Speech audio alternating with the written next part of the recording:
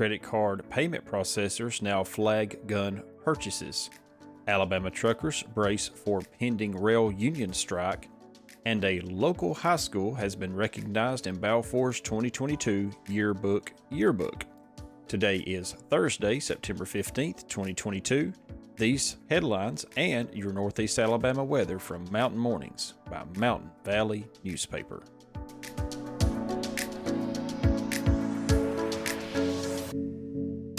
And happy Thursday to everyone. We hope you are having a fantastic day.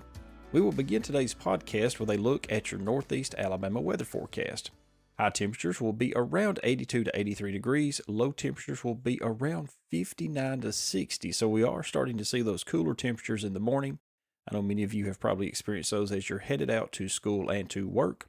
Sky coverage will be very few clouds. We'll see some here and there, but not too many.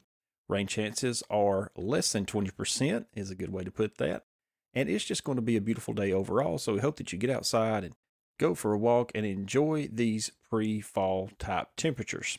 And for our national story today, Visa, MasterCard, and American Express will now start to track all gun purchases using a purchase code. This means that any time a gun is purchased with a credit card, the issuing bank can reject it. The new standards was created by the Switzerland-based International Standards Organization known as the ISO. The new code was originally proposed by a bank in New York City. They brand themselves as socially responsive lenders, but they do want to block gun purchases in time. This is very reflective of a 1996 gun registry used in Australia to implement a mandatory gun buyback program, where they did buy back 650,000 guns. New Zealand also has a similar registry with violators subject to 5 years in prison. No doubt this will change the way that most Americans are purchasing their firearms. And now for Alabama news. A lack of consensus among labor unions on an agreement with the largest U.S. freight railroad could spell trouble for an already strained American supply chain.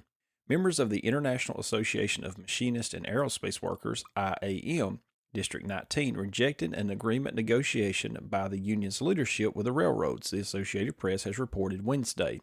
IAM has reached a deal with the railroads to not begin a strike until September 29th, allowing for a broader time frame for the parties to come together on an agreement.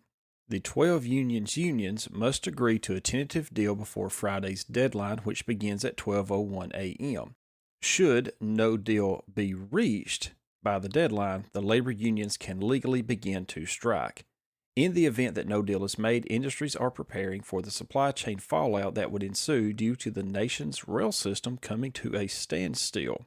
In an interview Wednesday, Alabama Trucker Association President and CEO Mark Colson said that the strike would place immense strain on the state's trucking industry. Alabama is short thousands of truckers, while the current drivers are having to work additional overtime hours to make up for the workforce shortfall, according to Colson. According to U.S. Senator Tommy Tuberville, the national monetary loss in supplies will amount to about $2 billion if no agreement is met. And for your Northeast Alabama news, congratulations to Ider High School. Ider High School's 2021 yearbook has been recognized in Balfour's 2022 Yearbook Yearbook. For those of you who don't know about Yearbook, this is a huge honor. Only 5% of schools in the nation get this recognition. Yes, only 5%. Great things are happening at Ider, and a huge congratulations to Miss Casey Wooten and the Yearbook staff. The students work extremely hard all year long, and we are very proud of them for their achievement in this honor.